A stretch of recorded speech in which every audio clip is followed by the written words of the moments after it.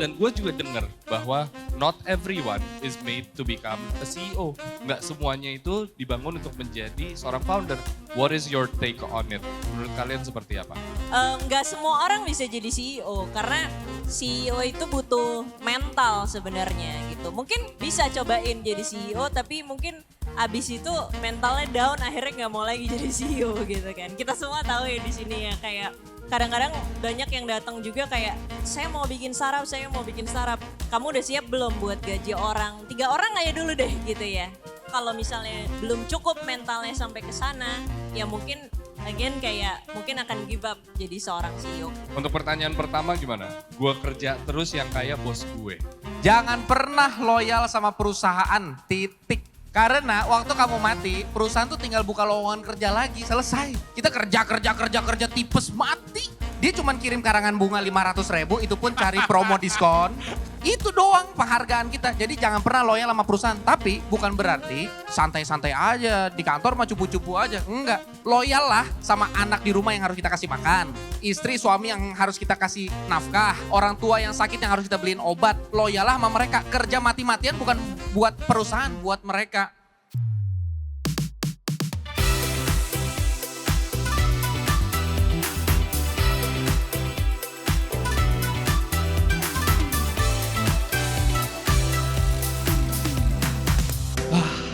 Mau menyapa dulu silakan. Ala belum ketemu. Halo teman-teman semua. Lemes banget. Karena udah minum Nescafe. Betul. Harusnya bangun dong. Pinter ya Ala ya. Jualannya pinter Pak.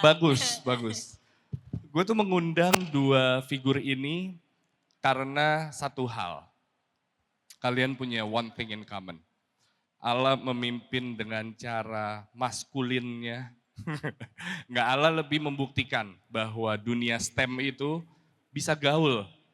Dunia STEM itu bisa keren.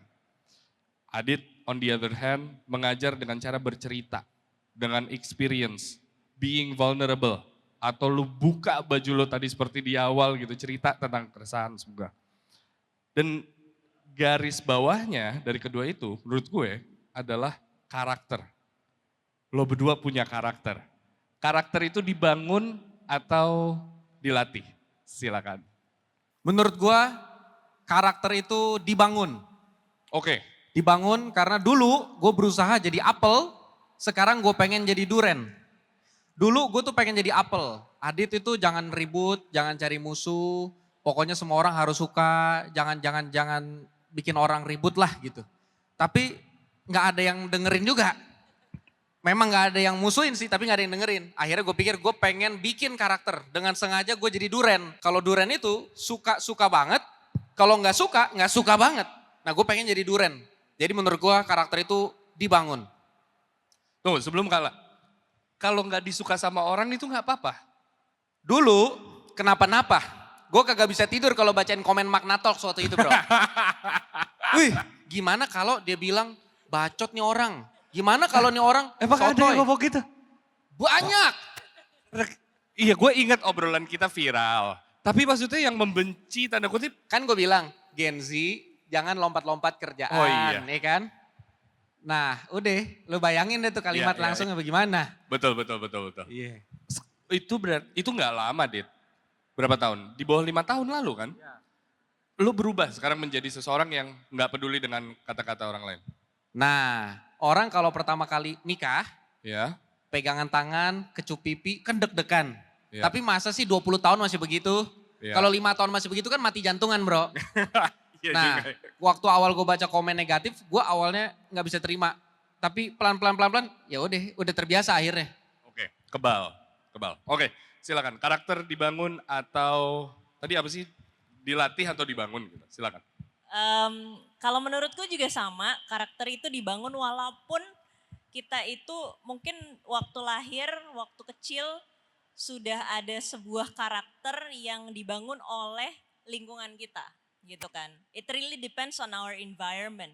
Ya. Kalau kita punya orang tua yang suportif mungkin karakter kita berbeda, orang tua yang seperti apa karakternya berbeda. Tapi semakin kita bertumbuh dewasa, kita juga akan bisa memilih sebenarnya. Benar yang kata Kak Adi tadi bilang gitu kayak apakah kita mau menjadi seperti apa atau mau menjadi seperti apa. Karena pada akhirnya kita kan menemukan masalah-masalah dalam hidup yang akhirnya membuat karakter kita yang berbeda gitu. Kayak misalnya aku udah banyak melewati kegagalan-kegagalan dari dalam investment, dalam bisnis gitu.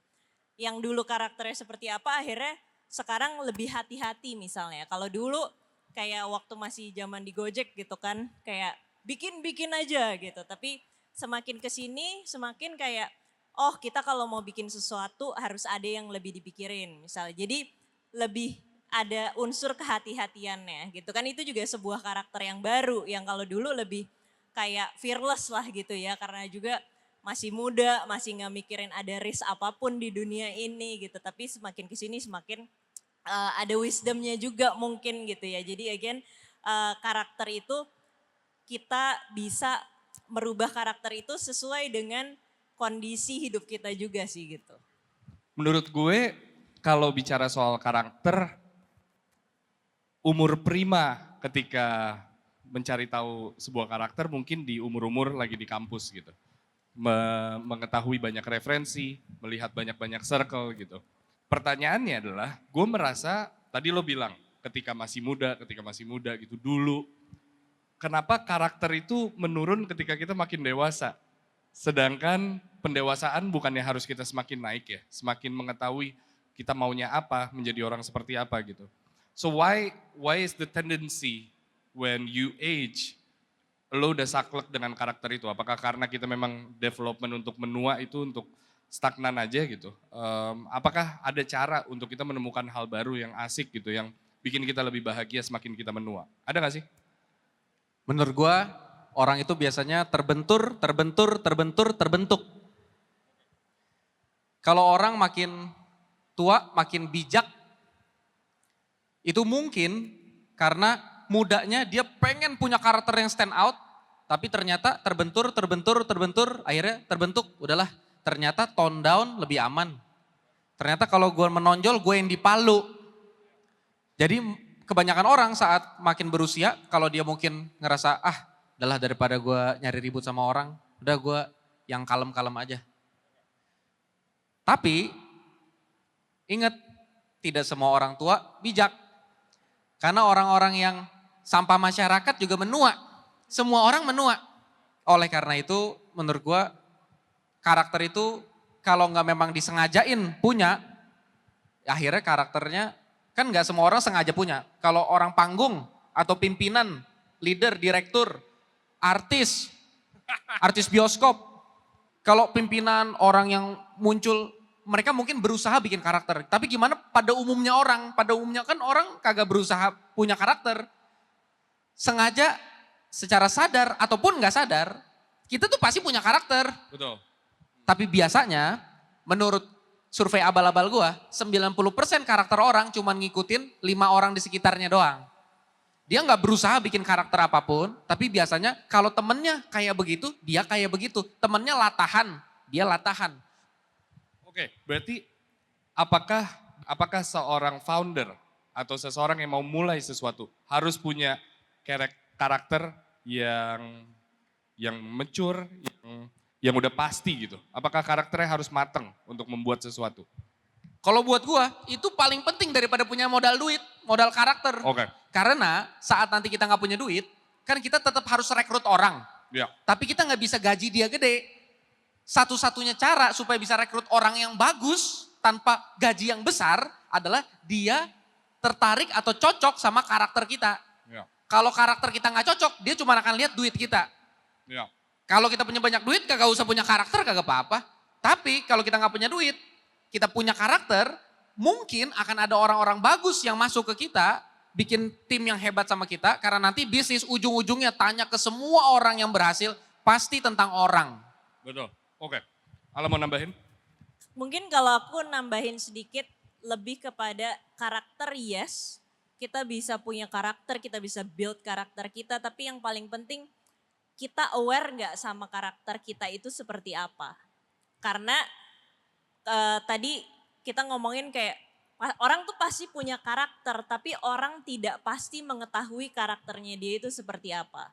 Kenapa itu menjadi penting? Karena dalam kita berorganisasi, apapun organisasinya itu, orang lain itu juga menjadi pendukung kita. Dan kalau kita nggak tahu kekurangan, oh karakter gue tuh, gue emang bukan pemimpin yang keras gitu. Oh gue harus cari yang keras, yang bad cop-nya gitu ibaratnya gitu kan. Oh gue emang karakternya tuh lebih suka di belakang layar, lebih suka berpikir, lebih suka mikirin strategi. Oh gue butuh orang yang benar-benar bisa execute my ideas gitu kan. Jadi again kayak satu level di atasnya lagi adalah aware bahwa karakter kita yang kita punya itu seperti apa sih. Dan from time to time itu bakalan bisa berubah dan awareness itu terus kita butuhkan gitu sih. The reason why I asked adalah selama gue hidup melihat bisnis dan karya-karya orang, ada dua tipe founder. We're not talking about leaders, karena kalau leaders kan siapa aja bisa jadi pemimpin di rumah atau di mana. Kalau ngomongin founder ada dua. Ada satu yang bersinar lebih atau sama dengan perusahaannya, satu lagi yang tidak sebegitu bersinar. Let's say, jarang orang ngomong Alibaba, tapi ketika ngomong Alibaba pasti Jack Ma.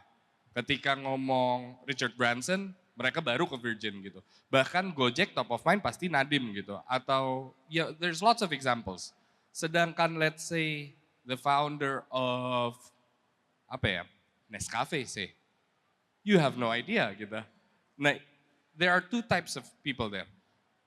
Dengan dua tipe itu, is the other one right, the other one wrong, atau seperti apa? Selama aku memimpin perusahaan sebenarnya nggak ada yang salah, nggak ada yang benar gitu. Semua itu pilihan gitu. Sampai kayak sekarang kan aku komisaris di beberapa perusahaan gitu ya. Kadang-kadang aku mikir kayak kok di Bluebird contohnya gitu ya. Di Bluebird tuh caranya masih kayak gini tapi mereka survive ya sampai sekarang gitu. Kayak aku kadang Spill suka dong lah, mikir, ngitungnya pakai kalkulator. Penasaran gue. pokoknya masih banyak a lot of like traditional mindset lah di sana gitu kan. Tapi at the end of the day sekarang Bluebird masih hidup sampai sekarang gitu kan. Jadi kadang aku mikir kayak apa gue yang salah, gue yang kayak kebanyakan ngomongin data gitu misalnya gitu ya. Karena kayak di Bluebird tuh mungkin ini juga di beberapa perusahaan lain yang tradisional, mereka itu intuitionnya tuh kenceng banget gitu. Karena mungkin sudah se-50 tahun itu mereka bersama brandnya, jadi mereka benar-benar tahu perusahaan dan brandnya itu kayak gimana kalau dilempar ke market gitu kan. Sedangkan kan kalau kita kan mesti kayak do a lot of research and all that gitu kan, gathering data gitu. Jadi again kayak kadang-kadang sebenarnya nggak ada, kalau kita mau ngomongin bikin formula untuk membuat sebuah perusahaan itu bisa dibilang kayaknya nggak ada deh gitu. Karena semuanya itu unik gitu. Jadi kayak perusahaan itu based on foundernya banget gitu. It's a reflection of the founder gitu. Kayak Bluebird mungkin salah satunya juga yang sampai sekarang orang nggak tahu kan kayak di belakangnya itu siapa. Di belakangnya itu ada seorang ibu namanya Ibu Joko Sutono gitu kan. Dan mereka sampai sekarang hidup gitu kan. Jadi itu sih mungkin. Yes. Cara paling buruk dalam membuat bisnis adalah punya personal branding. Karena bisnis itu should be profitable, scalable, sustainable. Nah kalau ditempel sama personal branding jadinya limitasinya adalah kalau enggak dia yang muncul kurang, kalau direksinya ganti kurang, kalau CEO-nya ganti kurang. Tapi kenapa masih ada personal branding? Karena personal branding walaupun adalah cara yang buruk untuk konekin brand sama kita, tapi itu cara paling murah dan paling mudah untuk bikin orang kenal kita. Gue yakin orang kaya itu temennya sama privacy. Ya kalau bisa kagak dikenal ngapain dikenal? Tujuannya mau mana? Dikenal tapi duitnya biasa aja atau tidak dikenal terus punya triliunan. Dia mending punya triliunan. Yang kedua sih. Iya kan, lu personal branding. Ya iyalah baru terkenal dikit. Orang pajak ngelihat tuh ini bagus banget nih sepatunya. Sepatu apa nih mas? Karena Yves Lawrence nih. Tapi kalau misalnya kita nggak punya budget, modal kita minim, mau nggak mau personal branding itu cara yang paling mudah paling murah untuk dikenal. Kenapa Alibaba, Jack Ma itu naik sekali? Karena Jack Ma kan memulai dari nol dengan modal yang sangat minim. Orang Ya. lebih gampang kenal Jack Ma. Kalau jelasin, Kak tahu gak Alibaba? Alibaba adalah, ya elah apa sih itu? Ya. Jadi dikorelasikan dengan cerita pribadi mereka agar itu mudah ditranslasi. Kalau gitu, the similarities antara mereka semua adalah mereka memulai sesuatu. Mereka memutuskan untuk mulai sesuatu. Gue mau ke kalian. Kapan kalian sadar bahwa kalian mau memulai sesuatu? Ex Gojek, you were having the time of your life, sampai akhirnya memutuskan untuk, you know what, ke mengajar. Waktu itu masih Binar Academy gitu. Itu kan sesuatu yang mulia, which obviously comes from the heart gitu. Talk us through what happened dan apa yang membuat lo untuk menyadari gue bisa bikin sesuatu dari nol gitu. Iya, aku mungkin orangnya bukan orang yang terlalu pikir panjang di saat melakukan sesuatu gitu ya. Jadi waktu itu karena sebenarnya waktu itu aku lagi di kantorku yang Jogja di Gojek. Yang aku build dari nol kantornya itu aku lagi duduk di swimming pool. Tiba-tiba aja nih kayak aku keinget sama mimpiku itu sebenarnya pengen jadi guru aslinya. Bukan pengen jadi orang teknologi gitu. Di saat aku ingat mimpiku kayak, oh iya ya, aku tuh sebenarnya pengen ada di dunia edukasi. Dan tiba-tiba saat itu aku bilang kayak, oke, kayaknya ini udah saatnya aku membuat sesuatu yang benar-benar aku lahirin dari nol sendiri gitu kan. Jadi malam itu juga aku kirim surat resign ke Nadim tanpa pikir panjang. Terus kayak akhirnya Nadim manggil, Nadim tanya, dia bilang katanya, so what's your plan? Terus aku bilang, I still don't have any plan, Dim. Apa yang aku tahu cuman I want to pursue my dream in education. Dan kayaknya aku udah punya cukup pengalaman untuk melakukan ini gitu. Ya udah, akhirnya terus Nadim yang biasanya kalau waktu itu aku sebenarnya setahun sebelumnya mau resign karena pengen sekolah lagi gitu. Itu ditahan-tahan sama dia sampai aku dikunciin di dalam ruangan meeting. Terus tiba-tiba dia bilang, ya udah now I let you fly higher than yang sekarang kata dia gitu. Lu duluan ke dunia edukasi nanti gue nyusul lah katanya gitu. Ya udah sesimpel itu doang. Pemikirannya benar. Jadi kayak kadang-kadang kita memulai sesuatu tuh takut kan. Mikirnya banyak kayak oh kita cukup punya ini enggak, punya modal segala macam. Kalau aku kayak kalau kita nggak pernah nyoba, lu nggak bakalan pernah tahu gitu. Cobain aja dulu gitu. But it sounds too good to be true. Masa modal terbesar adalah keberanian? Sebenarnya mungkin selain keberanian juga experience yang dikumpulkan juga kali ya. Betul, Itu selama ada sangat di Gojek penting. itu. Selama bukan cuma di Gojek Ya. tapi di perusahaan-perusahaan sebelumnya. Karena aku tuh pernah kerja di perusahaan yang lumayan scale-nya lumayan gede lah. Yang sekarang udah di acquire sama Gojek gitu kan.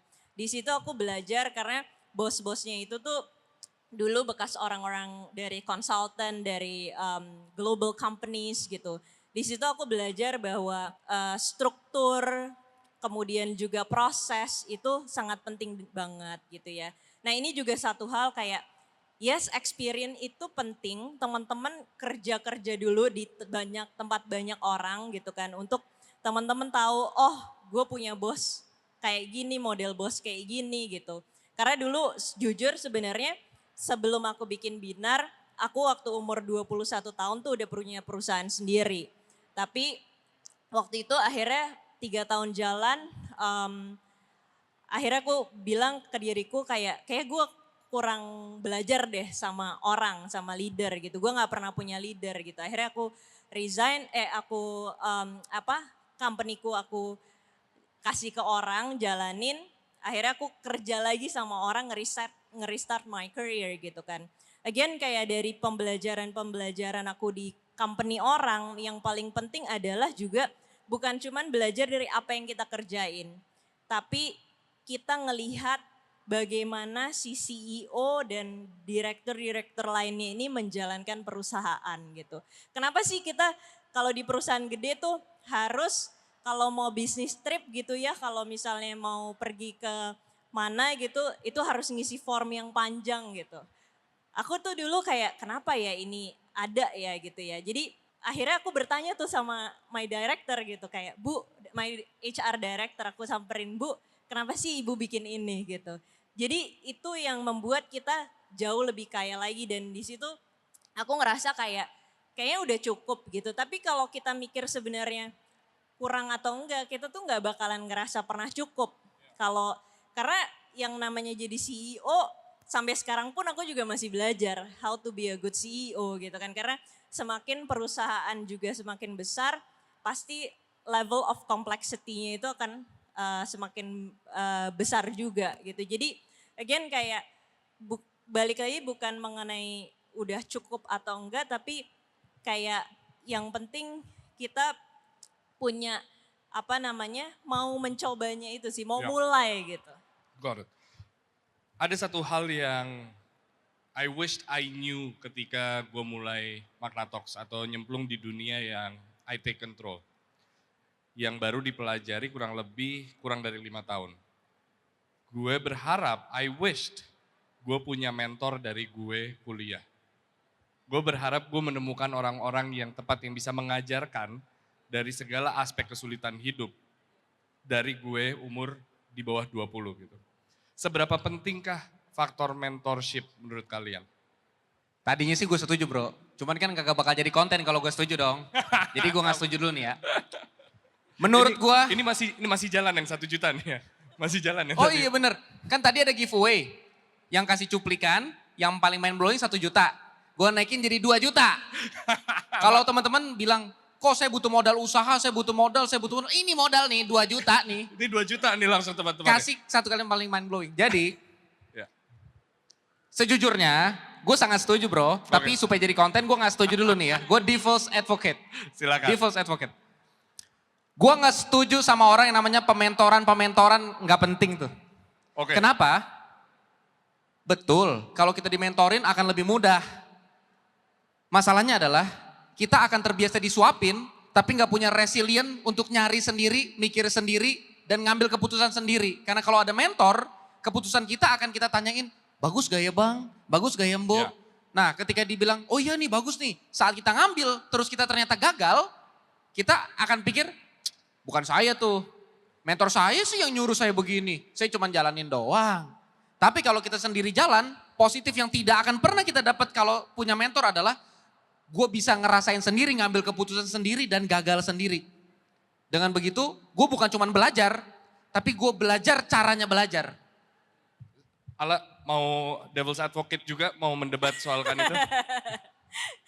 Iya, kalau aku mungkin mentor di hidupku tuh lumayan banyak banget ya gitu ya. Dari mantan-mantan leaderku. Sebenarnya mentor itu nggak selalu memberikan kita hal yang baik gitu.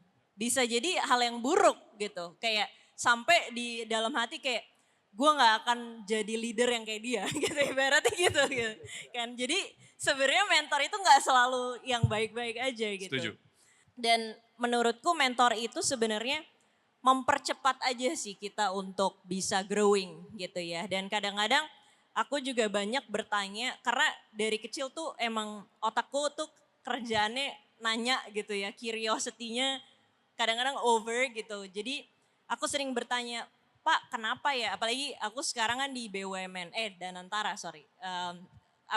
Perusahaan yang udah lama, banyak banget peraturannya gitu. Banyak banget kejadian histori-histori yang terjadi. Aku sering nanya kayak, Pak kenapa ya ini seperti ini gitu. Historinya tuh seperti apa gitu. Di sini aku jadi paham loh kenapa kita itu harus belajar sejarah. Karena dari sejarah itulah kita bisa mempelajari apa yang kejadian sekarang. Dan dari situlah akhirnya aku lebih berempati gitu. Jadi kalau dulu tuh waktu awal-awal aku keluar dari Gojek terus aku masuk corporate, ngebantuin corporate, aku tuh langsung ngehajar-hajar aja kayak orang salah gitu. Oh ternyata kadang-kadang apa yang kita lihat di depan itu based on historical. Jadi again kayak aku sering banget belajar sama mentor tuh dari wisdomnya mereka sih sebenarnya. Jadi akhirnya aku juga punya pemahaman dan understanding yang lebih tinggi gitu. Itu yang membuat kayak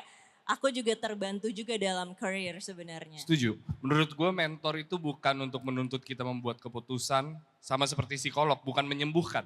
Tapi bagaimana kita tidak bereaksi sedemikian apabila masalah datang gitu.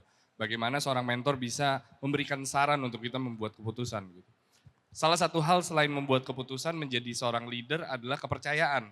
Obviously there's a lot of trust there gitu. Dan bagaimana dari kepercayaan itu bisa menular ke awalnya let's say satu orang ketika bikin startup menjadi ya ribuan gitu. Menular inspirasi, menular kepemimpinan tuh bagaimana caranya di skala kalian sekarang? Gue punya satu visi, pengen bikin orang Indonesia suka baca. Oke. Karena balik lagi, gue dapat informasi dan datanya tuh bikin gue resah banget. Ya. Selama 100 tahun terakhir, dari silent generation, boomers, Gen X, milenial, Gen Z. Dari selama 100 tahun terakhir, IQ rata-rata manusia selalu naik. Ya. Generasi pertama selama 100 tahun terakhir yang IQ-nya turun itu adalah Gen Z. Yaitu di angka 88, betul? Iya betul. Iya. Nah itu sampai diteliti, itu kan namanya efek Flynn. Diteliti, selalu selama 100 tahun terakhir itu selalu naik. Kok bisa generasi pertama nih bisa turun selama 100 tahun terakhir? Satu, itu concerning banget. Kedua, kita tahu angka rata-rata IQ orang Indonesia.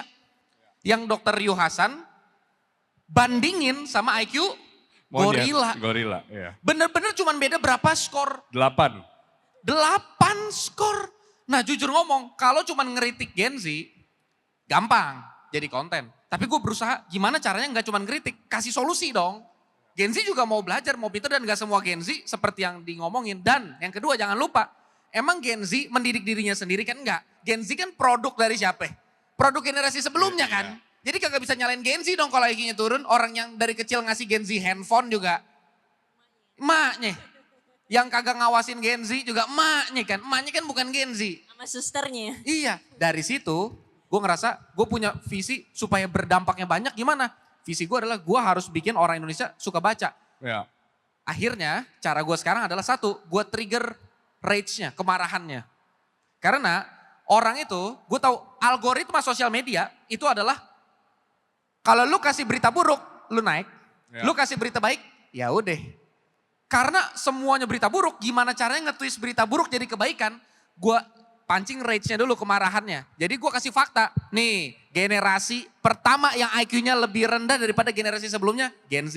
Ya. Terus mereka kan, loh emang iya? Datanya dari mana? Pelajarin jurnalnya Dr. Jared Horvath, 15 Januari 2026, hearing Senat Amerika Serikat, semua dokumentasinya lengkap. Penelitiannya lengkap, datanya lengkap, alasan kenapa turunnya juga semuanya ada. Screen time, edutech yang berlebihan, AI dan segala macam.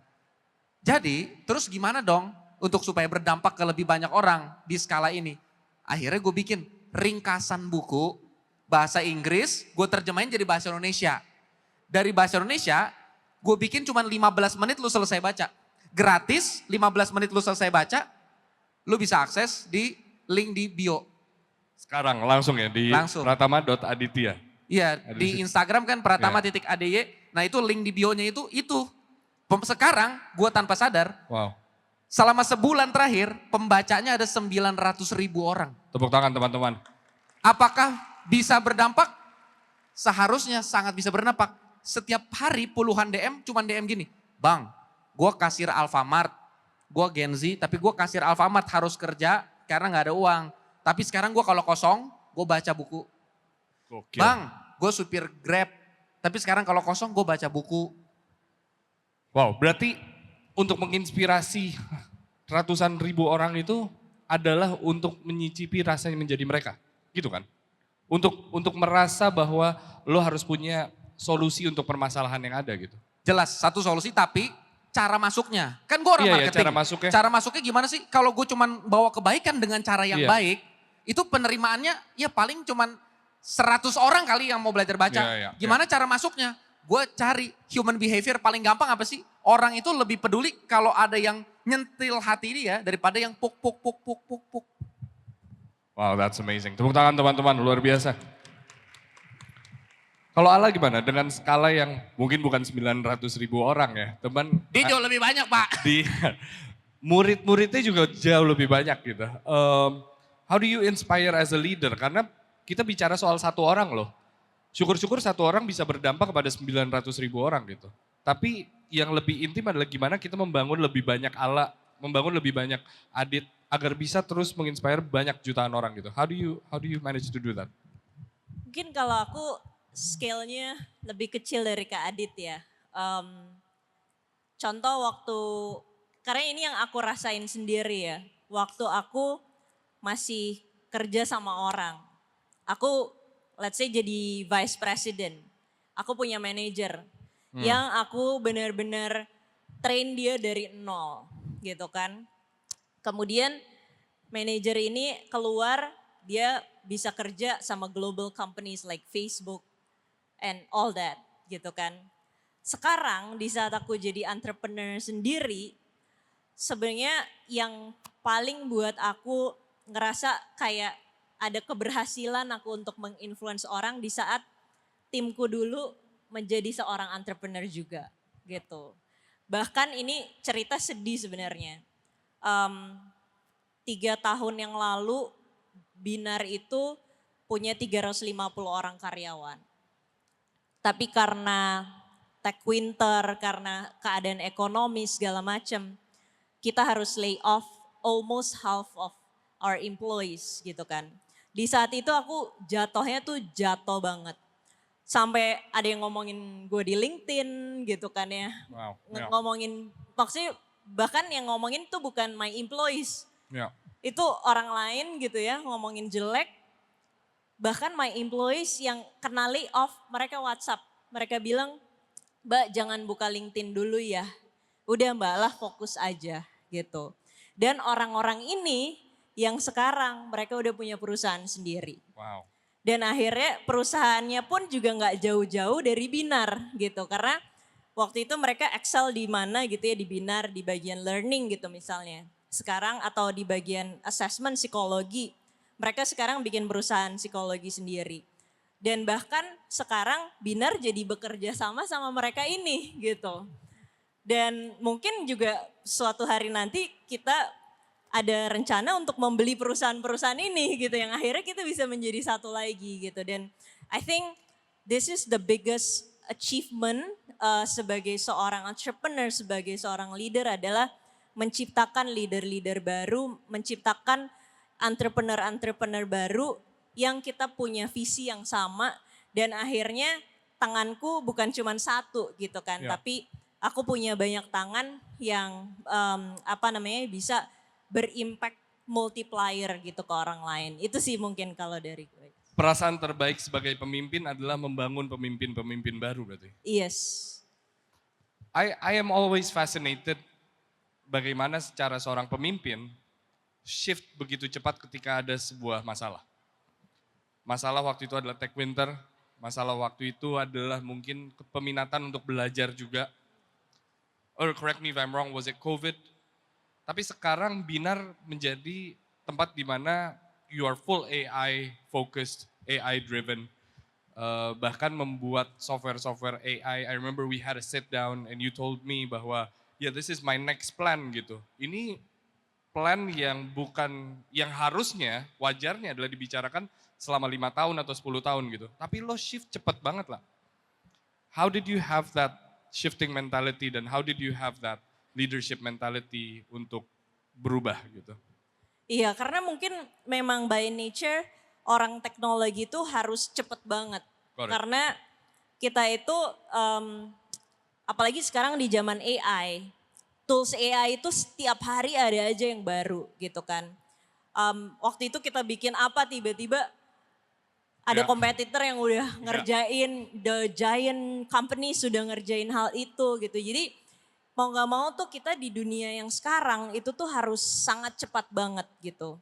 Dan juga sebenarnya bisa dibilang aku tuh selalu yang di depan di Indonesia, kayak waktu bikin Gojek misalnya. Gojek tuh kan zamannya .com, zamannya orang tuh belanja lewat website. Yeah. Kita sama sekali nggak punya website, kita benar-benar cuman punya mobile app.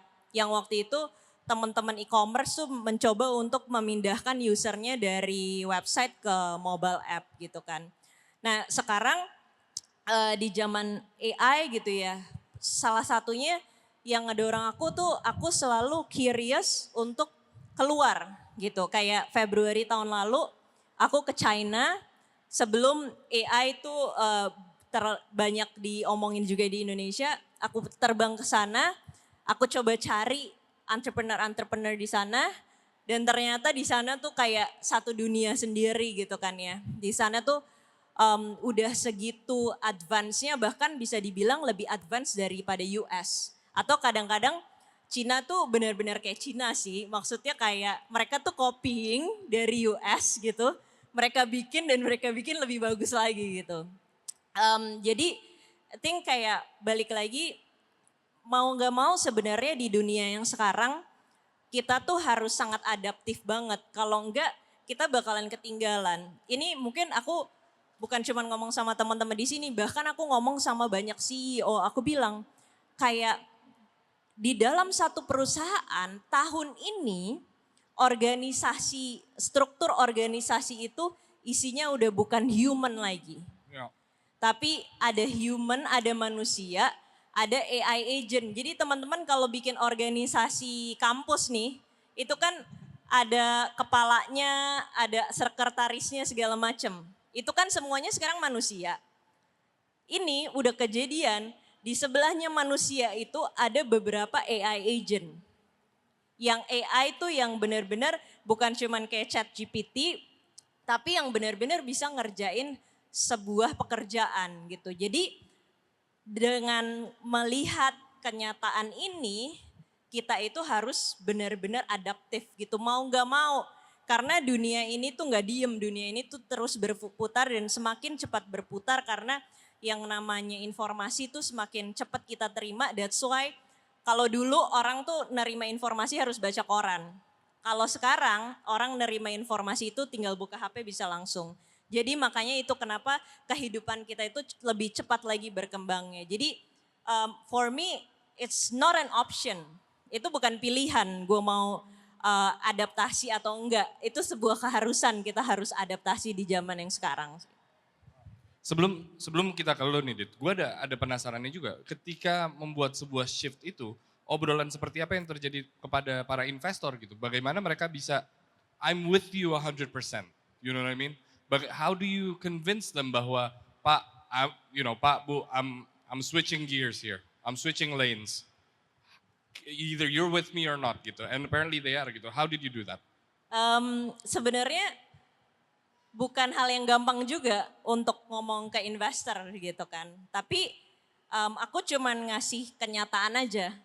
Kalau kita stay di sini, besok bulan depan company kita mati ya. Ibaratnya kayak gitu. Gitu kan. Kalau balik lagi ke data aja, runway cuma segini oke. Benar gitu. Jadi kayak dulu kan kita itu kan lebih banyak di B2C, kita ambil student dari public gitu kan. Kemudian sekarang kita lebih banyak jualannya ke perusahaan B2B gitu ya. Dan karena unfortunately waktu Binar jadi perusahaan edukasi ke customer gitu ya. Masalahnya adalah kita punya keinginan belajar itu bukan keinginan belajar, sebenarnya prioritas spending kita di Indonesia, edukasi tuh kayak kalau di bar chart tuh kayak paling kecil banget, udah kayak nggak kelihatan gitu garisnya gitu kan. Yang di spending pertama adalah food gitu kan, kedua entertainment, terakhir itu education gitu. Jadi unfortunately sebenarnya menjadi perusahaan edukasi ya di Indonesia itu tidak mudah gitu. Jadi makanya kita harus cari cara lain dan akhirnya waktu itu aku bilang ke my investor, ya tadi itu kalau kita nggak shift dan 3 bulan lagi lah paling lama kita mati gitu. Wow. Ibaratnya. Sulit bicara tentang menjadi founder atau leader tanpa bicara soal uang. Menurut gue cara mendapatkan uang 10 juta paling cepat adalah paling cepat dalam waktu 1 menit adalah minjem. Adalah ke orang yang lo tahu, lo pinjem. It's not your money, tapi mungkin itu dalam waktu 10 menit lo bisa dapat. Now the thing is, apakah lo bisa melakukan itu atau tidak, itu berdasarkan siapa yang ada di kontak HP lo kan. Siapa yang lo kenal, siapa yang kenal sama lo. Koneksi menurut gue, connection is who you know, reputation is who knows you.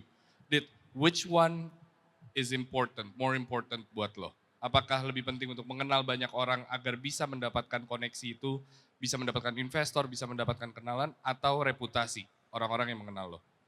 Oke, biar out of the box, gue bikin jawaban kolom ketiga. Silakan.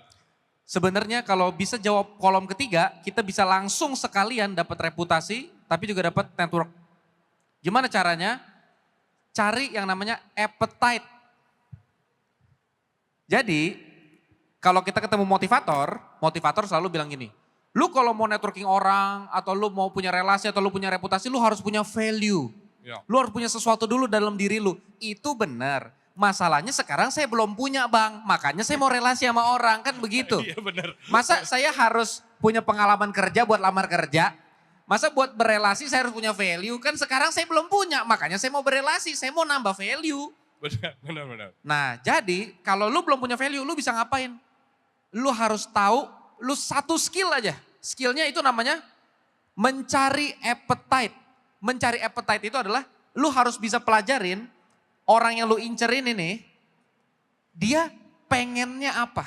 Tidak semua orang pengen duit. Kadang-kadang cuman ada orang yang pengen teman ngobrol. Ada orang yang pengen dibantuin connect sama orang lain.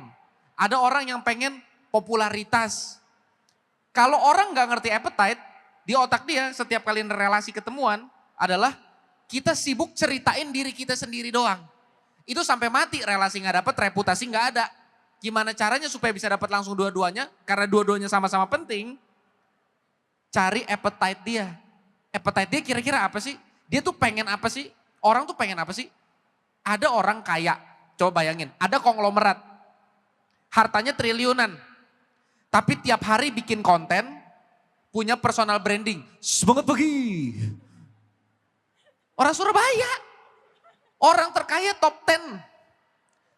Punya podcast jadi host pak. Bisnisnya punya chat. Punya orang top 10 orang terkaya di Indonesia. Orang Surabaya bikin podcast biar apa? Biar nambah kaya dari AdSense. Nah kita kalau mau connect sama beliau, cari appetite-nya apa sih? Apa sih yang mereka yang tuh mau tuh? Kalau supaya bisa berelasi itu kita tahu appetite-nya dulu. Nah setelah kita lihat, oh ternyata dari omongan dia, appetite-nya adalah dia mau punya berdampak. Orang kalau udah punya duit, biasanya cuma pengen punya makna. Influence, ya.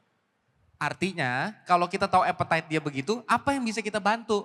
Kalau kita ngomong sama dia, Pak, misalnya ini orangnya, Pak saya punya opportunity bisnis nih Pak, ini duitnya gede Pak. Ya ilah, opportunity kita itu tai kuku buat dia. Benar. Tapi kalau kita ngomong, Pak saya punya 900.000 anak muda yang setiap bulan baca buku setiap hari. Iya. Boleh gak Pak kasih inspirasi? Ya langsung dia, oke. Lah jangankan 900.000, dia untuk podcast yang viewersnya 10.000 aja dia jalanin kok. Ya, benar. Apalagi kalau 900.000, artinya kita harus tahu appetite. Nah, emang kita gak punya value, cuman tahu appetite-nya dong, dia konekin aja sama kita. Itu doang sih bro. Gue lagi mencoba untuk mencerna, luar biasa Dit. Menurut gue itu hal-hal yang sangat penting untuk tahu appetite seseorang dan bagaimana kita bisa menjadi bagian dari situ ya kan. Nah pertanyaannya adalah ketika kita sudah, pertanyaannya adalah bagaimana kita tahu appetite orang yang kita incar? Apakah sesimpel dari internet, apakah sesimpel apa? Kalau gua, kan kalau kita mau connect sama orang, waktu itu ini gue jelasin belak-belakan aja ya. Cara gua connect sama Pak Hermanto Tanoko. Oke. Connect itu sampai Pak Hermanto launching hotel sama Pak SBY, gue diundang gitu. Padahal gue tai kuku nih, kagak penting banget. Gimana cara connectnya tuh? Cara connectnya adalah waktu itu beliau bikin seminar. Seminar bisnis di Surabaya. Pesertanya ada 4.000, 5.000 orang. Gue lihat tiketnya kan, kok tiketnya murah banget. Gue hitung-hitung, ini mah cuma BEP doang. Otak gue mikir dulu nih pertama, ngapain Pak capek-capek? Oke, tapi kan gue mau networking. Gue coba cari nih, gue lihat list pembicaranya kan. Gimana sih, dia pengennya apa sih? Gue lihat list pembicaranya, Gue tahu nih, list pembicaranya gede-gede semua, tapi semuanya punya satu value yang sama, mereka tidak dibayar. Pembicara di sini semuanya tidak dibayar. Wah, cakep nih. Satu, berarti logika gue mikir, berarti dia nggak nombokin acara itu. Dia mau berdampak tapi dia nggak mau nombokin. Dia mau acara ini mandiri, biar berdampak. Gimana caranya? Kan tiketnya murah. Ya pembicaranya harus nggak dibayar. Berarti dia butuh MC dong. Pertanyaan gue, kalau pembicara nggak dibayar, mau karena udah orang kaya. Alamanda ini, waduh asetnya gokil. Iyas Lawrence, tapi MC, mau MC nggak dibayar. Itu kan kerjaan sehari-hari, enak aja Bapak boleh berdampak. Lah saya mah tetap mau masak beras Pak. Gue tahu nggak bakalan ada MC profesional yang mau ngisi. Masalahnya, gue ngobrol-ngobrol, ternyata MC disuruh jadi moderator Pak, moderator bisnis. MC juga mikir, bayangin MC-nya tuh tadi disuruh jadi MC dari awal, abis itu moderator tugas MC lagi. Mana ada gak MC mau begitu nggak dibayar? Kagak ada, susah dong. Gue approach, bro, aku approach panitianya. Boleh gak gue support, gue jadi MC, gue jadi moderator dan lu kan pasti butuh 2 MC. Gue punya kenalan gue satu lagi, pebisnis, gue konekin, gue cari pebisnis. Ada pebisnis perempuan, kaya raya, pinter ngomong. Gue bilang, Mbak mau gak kita networking sama konglomerat? In return kita bantu jadi MC moderator, siap Mas Adit. Udah dapat dong, mereka seneng. Terus mereka bilang, Mas Adit nanti ini gimana biaya? Gak usah, gak ada biaya-biaya apa. Saya mah support aja. Oke, gue ini jadi MC. Otak gue mikir lagi, Pak Hermanto duduk mana? Duduk paling depan. Dia lucu, dari pagi sampai sore 2 hari acara, dia benar-benar standby, bahkan cuman ke toilet balik lagi Pak.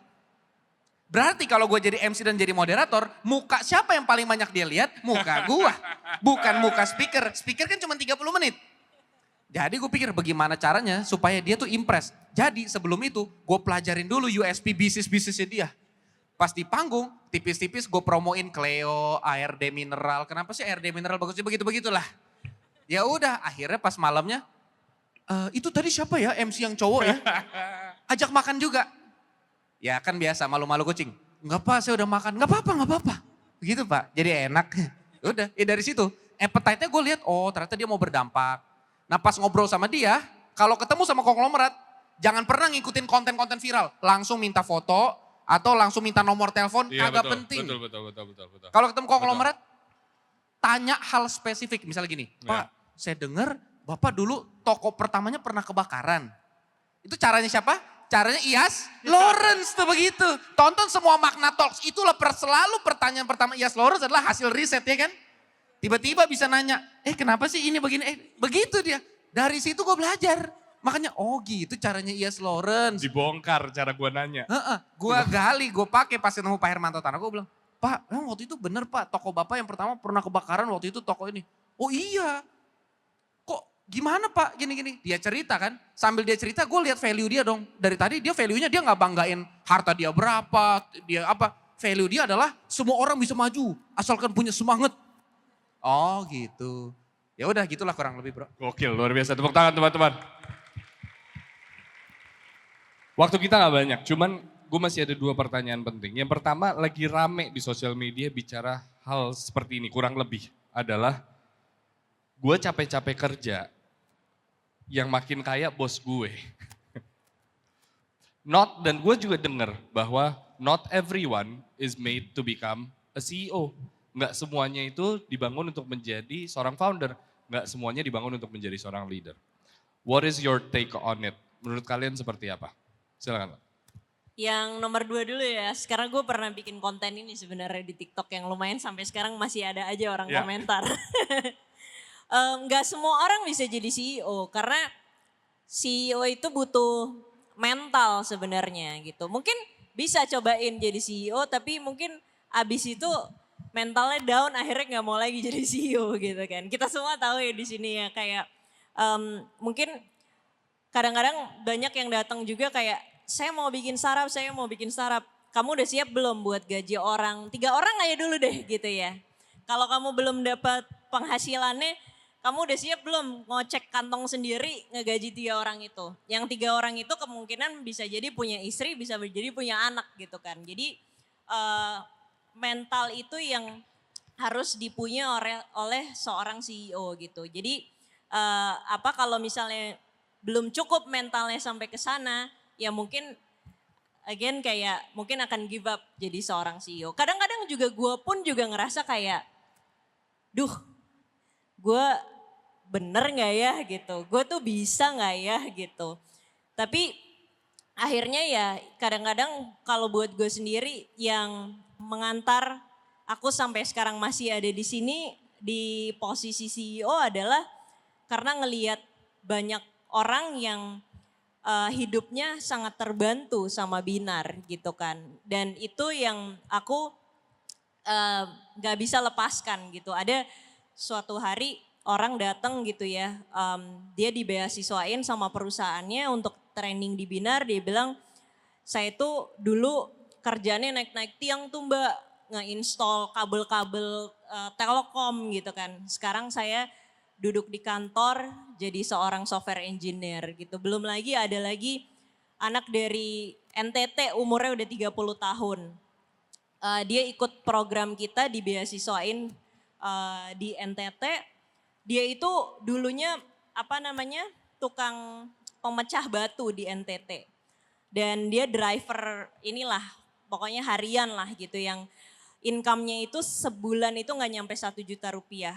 Dia ikut program kita, sekarang dia udah kerja di perusahaan Singapura, base di Batam. Bayangin dia sebenarnya nggak bisa bahasa Inggris tapi dipaksa sama tim kita untuk interview sama perusahaan Singapura.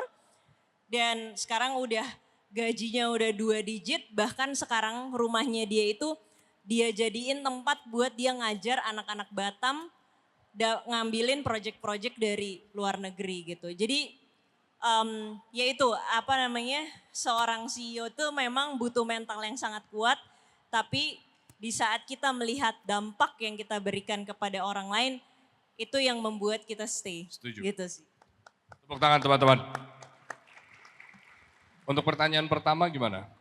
Gue kerja terus yang kaya bos gue. Bagaimana cara mengubah mindset itu? Atau memang ada benar? Oke. Atau mau lo yang jawab nih? Gue yang jawab aja. Silakan. Jangan pernah loyal sama perusahaan, titik.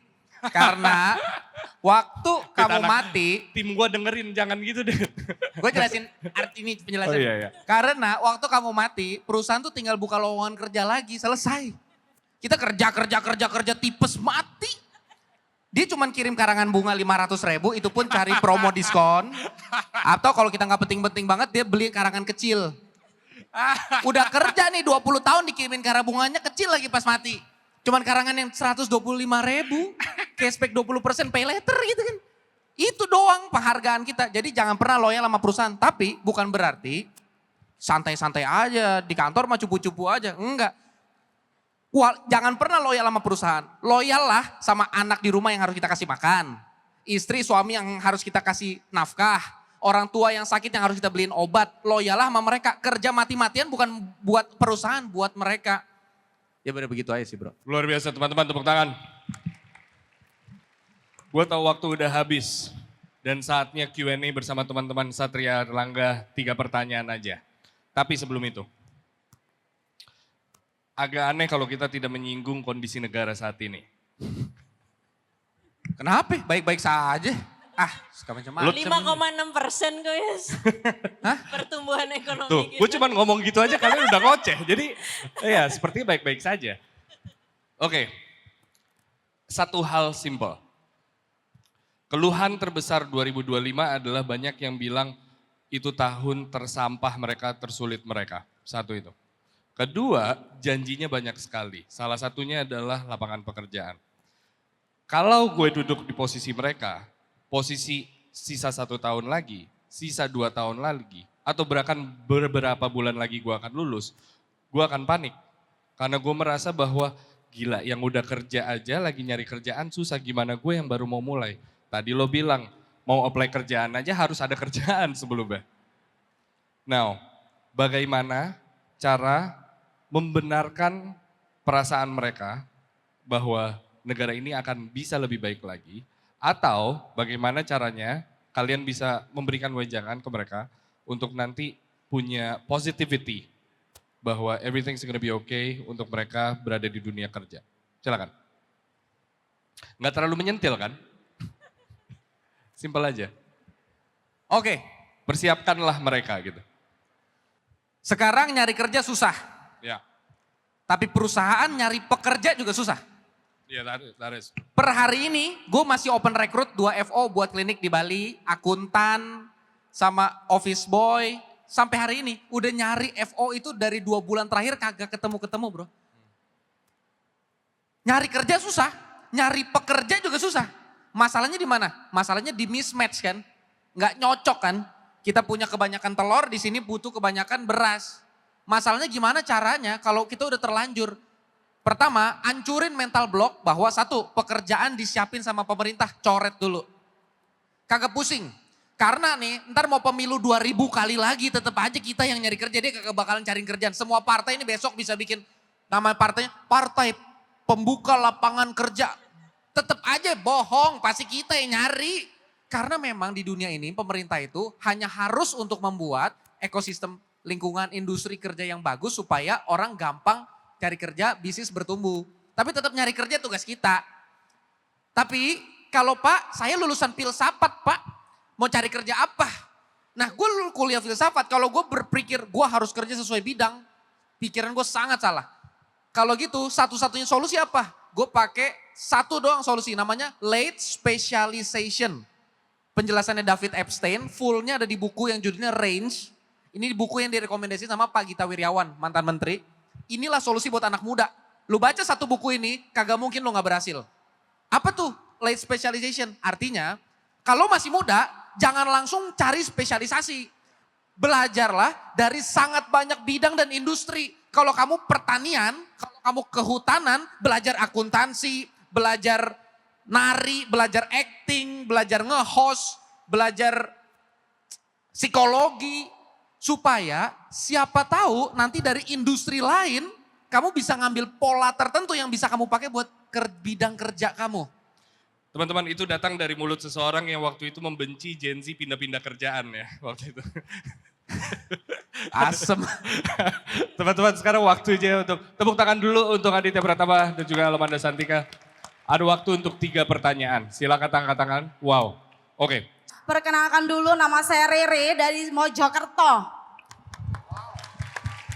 Khusus Saya- dari Mojokerto ke sini buat Iya, acara ini. naik motor, naik motor. Naik motor. Iya. 1 juta rupiah Mbak Rere. Wah, Masya Allah, terima kasih banget Kak. Jadi karena ini aku juga susah ya untuk cari target sasaran. Jadi gimana sih? Menentukan yang benar-benar kalau cari pelanggan itu dia benar-benar target sasaran aku kayak gitu. Oke. Silakan Dit. Bagaimana cara menemukan pasar atau Oke, target audiens? sederhana aja. Bu Rere, catat baik-baik, saya pakai kalimatnya Irwan Musri.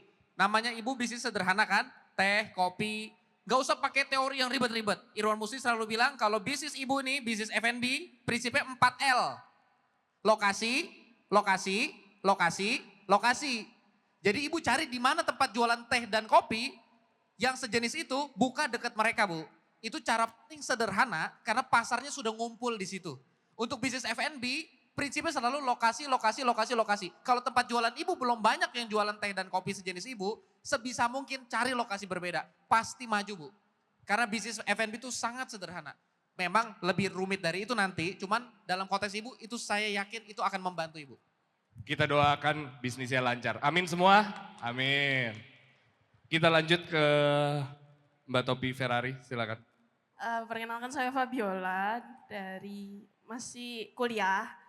Ini lebih ke keresahan yang dilihat dari aku pribadi ke sekelilingku. Mau tanya, kalau misalnya profit yang dihasilkan perusahaan itu perlahan mengikis idealisme atau seperti apa ya, kayak keyakinan pribadi itu yang pernah dipegang teguh, pada titik mana untuk memutuskan berhenti. Jadi kayak misalnya tuh kayak usaha kita itu tuh kayak sudah sebenarnya bertumbuh pada jalan yang benar, tapi itu secara pribadi itu kayak membuat kita bisa berubah mungkin in a bad way gitu, itu sih. dari aku. Oke. Profit menipis, runway semakin pendek. Kapan memutuskan untuk berhenti atau mempertahankan? Iya, Oke. betul. Ala, silakan. Tepat sekali nih, silakan. Iya, aku pernah ada di posisi itu sih, karena dulu yang kupikirkan bagaimana membantu sebanyak-banyaknya orang gitu kan lewat pendidikan kalau in my case gitu ya. Sampai dulu waktu awal Binar itu kita bagi-bagi scholarship ke seluruh anak Indonesia gitu. Gratis masuk sekolah di Binar. Tapi ternyata banyak juga yang gak komit. Pada akhirnya setengah doang yang lulus gitu kan. Nah jadi kadang-kadang aku juga berpikir bahwa di saat kita punya idealisme, yes kita mau membantu orang tapi kadang-kadang idealisme yang seperti itu mungkin tidak tepat untuk dijalani terus-menerus. Karena yang aku pikirkan bukan cuman terus-terus akan membagikan sesuatu pendidikan yang gratis gitu kan. Tapi aku juga harus make sure bahwa perusahaanku itu harus bisa terus berjalan untuk terus memberikan impact gitu. Jadi itu udah bukan lagi tentang idealisme dan profit. Karena di saat kita menjalankan bisnis, kedua itu harus kita pilih gitu. Nggak bisa kita hanya memilih satu dan pada akhirnya yang kita sadar bahwa oh mungkin idealismeku yang kemarin itu kurang tepat cara aku menjalaninya. Ada cara yang mungkin lebih tepat lagi gitu kan dengan yaitu akhirnya kita mencari perusahaan-perusahaan yang mau membiayai anak-anak kita, student-student kita gitu kan. Tapi kita bangun juga mereka harus komit setelah at least mereka harus sampai lulus. Setelah lulus pun mereka harus misalnya bekerja dengan perusahaan itu selama 1 tahun misalnya seperti itu. Jadi again kayak karena di saat kita membangun bisnis yang tadi aku bilang juga kita itu membawa employee kita bukan cuma diri kita sendiri yang berpikir profit itu tapi ada anaknya mereka, ada istrinya mereka yang harus dihidupin gitu. Mungkin itu sih kalau dari aku. Jadi nggak ada kata berhenti sebenarnya, Ya. hanya wisdom kita itu justru bertambah sebenarnya. Terima kasih. Menjawab. Tepuk tangan teman-teman. Terakhir tadi silakan. Iya. Boleh dibantu? Mikrofonnya kakak boleh dioper? Oh sudah, silakan. Terima kasih atas kesempatannya. Perkenalkan nama saya Figra Java Mezura dari angkatan 2025 Prodi D4 Manajemen Perkantoran Digital. Jadi pertanyaan saya adalah mengenai segmen pelanggan. Nah, segmen pelanggan kan dibuat berdasarkan data saat ini. Tapi kalau tren atau perilaku konsumen itu berubah dengan cepat, seberapa sering sebuah bisnis harus mengevaluasi ulang customer segmen mereka supaya tidak ketinggalan zaman? Terima kasih. Terima kasih banyak. Kalau buat gue sih tiap hari ya, tapi buat lo gimana? Tapi tadi namanya siapa ya? Panjang banget kayak alamat. Mbaknya, saya kagak kedengeran tapi namanya Nama saya Figra. Fidra. Fikra. Figra. Figra. Fikra. Ya, Oke, betul. Mbak Figra, buat saya pribadi, customer segmen itu adalah loyalitas paling prioritas. Tapi definisiin customer segmen. Apa tuh customer segmen? Customer segmen itu adalah identifikasi orang yang sangat spesifik. Katakanlah contohnya misalnya, ibu rumah tangga dengan penghasilan 10 juta per bulan, tinggal di Jakarta dan Surabaya, punya anak usia 2 tahun, punya hobi belanja lewat online, belanjanya setiap jam 10 pagi dan segala macam bla bla bla. Jadi customer segmen itu sangat spesifik dan buat saya pribadi customer segmen tidak akan pernah saya ubah. Tapi cara saya melakukan pendekatan ke customer segmen selalu berubah. Karena kan hari ini dia pakai itu, besok platform sosial media bisa berubah. Besok dia bisa jadi nggak belanja lewat situ. Nah, kalau cara pendekatan selalu kita ganti. Tapi customer segmennya, segmen pelanggan itu tidak kita ubah. Segmen pelanggan itu menurut saya, itu jangan diubah tapi justru sangat spesifik. Tapi kan Pak, tren kan berubah. Tren itu kan hanya menjelaskan cara kita mendekati mereka. Tapi merekanya kan kagak berubah. Merekanya kan tetap ada di situ. Kecuali tiba-tiba secara perlahan kita lihat forecastnya. Ternyata jumlah orang ini pelan-pelan mati. Misalnya, Pak lama-lama tidak ada lagi ibu rumah tangga yang punya anak. Nah itu baru kita rubah. Tapi dari awal saat nentuin customer segment, dari awal kita cari yang kolomnya kita tahu bukan hanya dibuat untuk tahun ini ada. Tapi kemungkinan besar dia masih ada puluhan tahun ke depan. Teman-teman tepuk tangan untuk dua narasumber hari ini. Ada Alamanda Santika dan juga Aditya Pratama. 8 tahun lalu ketika saya membuat sebuah podcast namanya Makna Talks, tujuan saya simple. Tujuan saya adalah agar bisa kenal dengan mereka yang ada di atas panggung hari ini. Tujuannya sangat simple dan tidak nyangka 8 tahun kemudian yaitu hari ini bisa berbicara dan membuat sebuah acara di depan ribuan orang. Jadi terima kasih banyak sudah hadir. It gets more fun sekali lagi Alamanda Santika, Aditya Pratama. Terima kasih banyak semuanya.